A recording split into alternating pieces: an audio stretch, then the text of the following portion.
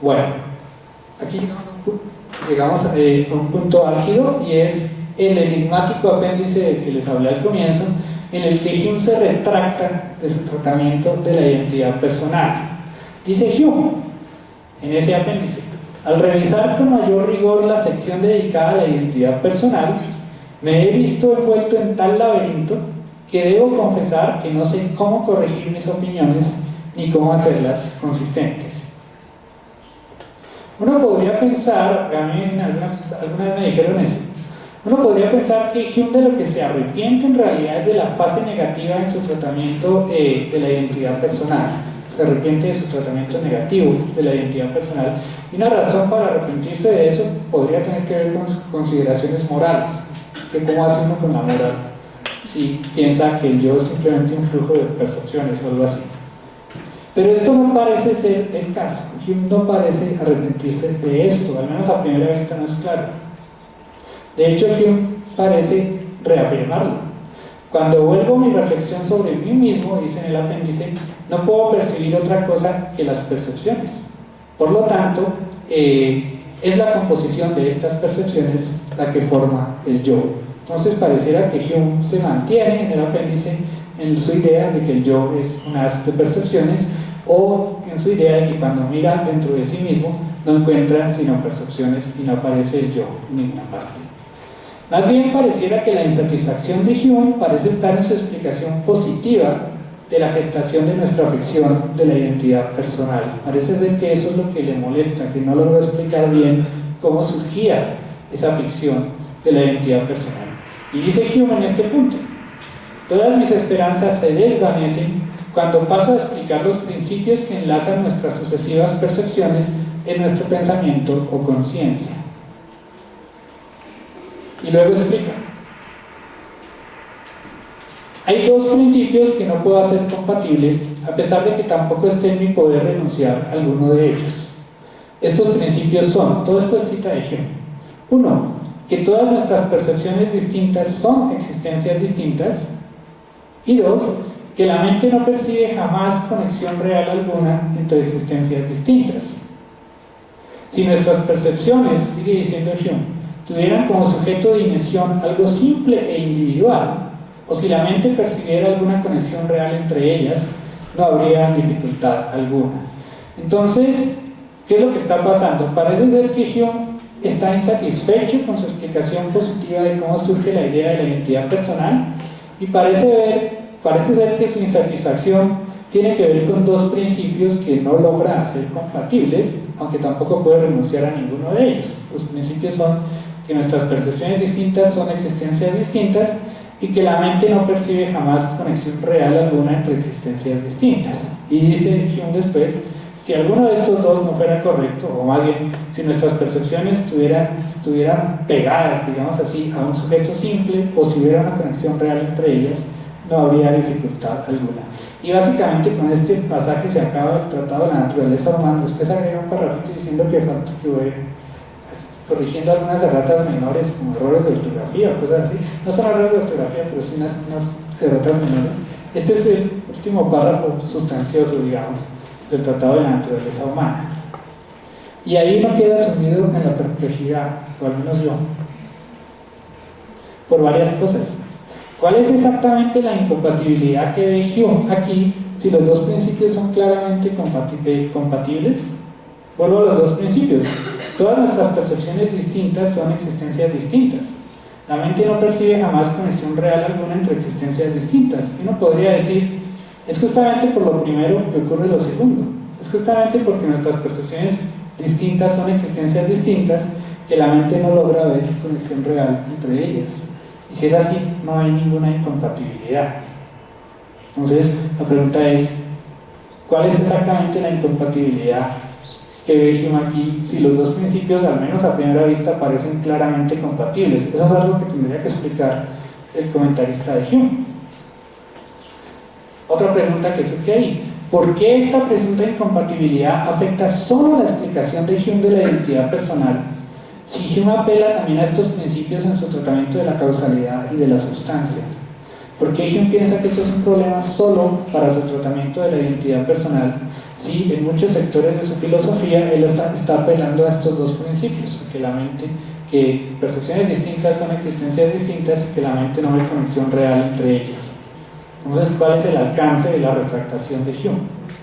¿Acaso está Hume dándose cuenta de que la estrechez del marco empirista en el que sitúa toda su reflexión filosófica? O sea, ¿cómo hacemos para dar cuenta de esa presunta incompatibilidad sin que se nos derrumbe todo el planteamiento filosófico de Hume, o al menos todo el planteamiento filosófico en epistemología y metafísica, porque parece que estos principios atraviesan todo ese tratamiento? Si es así, si en realidad lo que está ocurriendo aquí es que Hume se está dando cuenta de la estrechez del marco empirista en el que sitúa su reflexión filosófica, ¿por qué esto ocurre justamente en su tratamiento de la identidad personal y no antes? ¿Qué tiene de especial la identidad personal para que sea justamente acá donde surge la insatisfacción de Hume? En síntesis, pregunto yo, ¿cuál es exactamente la insatisfacción de Hume en este punto? Esta es una tarea que yo suelo poner a los estudiantes de Hume en clase, porque es que no tengo ni idea. Entonces, esto es como algo que si uno está interesado en tratar esto a fondo, pues tendría de alguna manera que enfrentar. Bueno, voy a cerrar la charla con algunas consideraciones sobre la elusividad del yo hoy. Lo voy a hacer de una manera bastante rápida.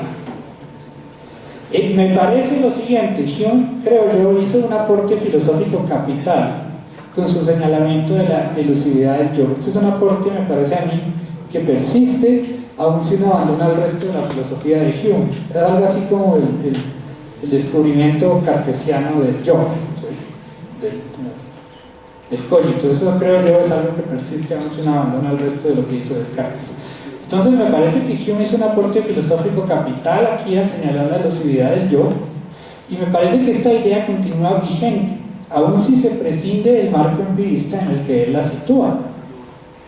De hecho, Gareth Evans trata de hacer eso. Él dice lo siguiente: Gareth Evans nos dice que podemos rechazar totalmente el trasfondo de metáfora perceptual en el que Hume formula su punto de la elusividad del yo, y de hecho, este punto de la elusividad del yo resulta aún más fuerte al abandonarse dicha metáfora. Entonces, si dejamos el contexto empirista de Hume y si dejamos de hablar en términos de flujos de impresiones o flujos de ideas, a la manera como Hume concibe eso, aún así, piensa Evans, el punto de la elusividad del yo no solo persiste, sino que se hace muchísimo más fuerte. Y nos dice una cosa muy rara, Evans. Aquello de lo que somos conscientes cuando sabemos que vemos un árbol no es nada más que el árbol. Entonces, cuando tengo una percepción, fíjense que aquí ya no es recibir impresiones, sino una percepción de un objeto físico. Cuando percibo este micrófono, aquello de lo que soy consciente no es más que el micrófono. No soy consciente del micrófono y el yo, ¿sí?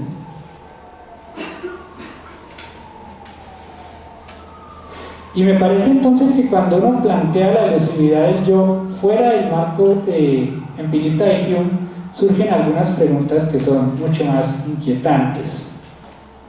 ¿Por qué? Porque ahora parece que basta ser consciente de algún estado de cosas del mundo para saber algo sobre nosotros mismos.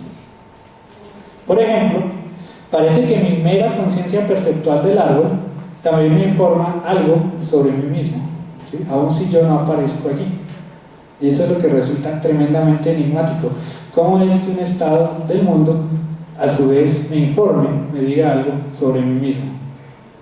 Y en este sentido el propio Evans se pregunta: ¿cómo puede ser que podamos tener un conocimiento de un estado de cosas que involucra un yo sustancial y persistente, simplemente siendo conscientes de un estado del mundo?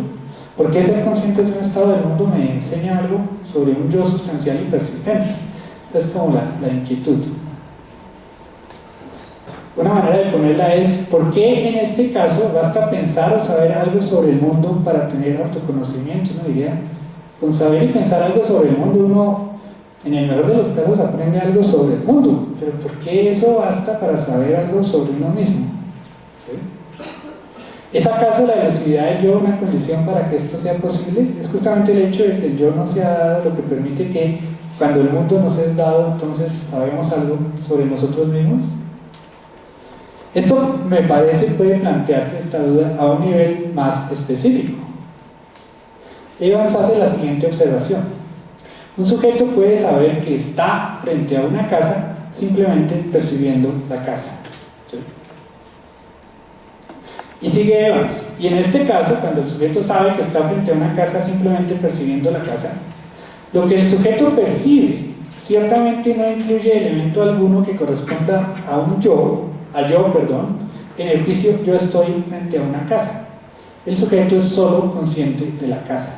No soy consciente de la casa y del yo. El yo no aparece allí en la conciencia perceptual, y entonces cuando yo digo yo estoy frente a una casa, no hay nada en mi conciencia perceptual que corresponda a yo, como si hay algo que corresponde a árbol o a casa. Yo no sé si se entiende. Si no se entiende, me dicen ahora en la ronda de preguntas si hago un dibujito. Bueno, con respecto a esta cita de Evans, que vuelvo y la repito, un sujeto puede saber que está frente a una casa simplemente percibiendo la casa, y que en este caso lo que el sujeto percibe ciertamente no incluye ningún elemento que corresponda a yo, en el juicio yo estoy frente a una casa. Frente a ese pasaje vale la pena notar varias cosas. Primero, la percepción, nuestra experiencia perceptual es autolocalizante, en el sentido de que especifica implícitamente nuestra posición espacial con respecto a los objetos que percibimos. Entonces, al percibir un objeto no solo sé en qué relación está el objeto con respecto a mí, sino en qué relación estoy yo con respecto al objeto. Por eso, con ver una casa, puedo saber que yo estoy frente a una casa. Segundo, el pasaje de Evans ilustra una transición del estado perceptual en el que nada corresponde a yo, al juicio yo estoy frente a una casa.